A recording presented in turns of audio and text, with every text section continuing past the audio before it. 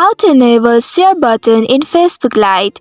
Welcome to How Logical. I'm up again with another quick and easy tutorial video on how you can enable share option in Facebook Lite. Follow this simple step to customize your sharing options. Open your Facebook Lite application first and access your profile by clicking on your profile picture. Scroll down to choose any of your posts and click on the three dots located at the top right corner of this post. In this menu that appears, locate and click on Change Audience, which is initially set to friends right now. A new page will open presenting various audience choices. Click on Public to expand your post visibility to the public. After selecting Public, you will now have the option to enable the Share button. This ensures that your posts are not only visible to your friends, but can also be shared with a wider audience. This interface will be visible to your audience. After you select, here you can see the Share button available. By following these steps, you have successfully enabled Share button in Facebook Lite,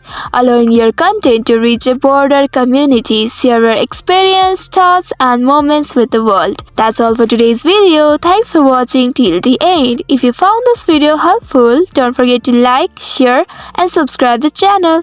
Also hit that bell icon to get notifications on more such helpful tutorials. See you in next video. Stay connected.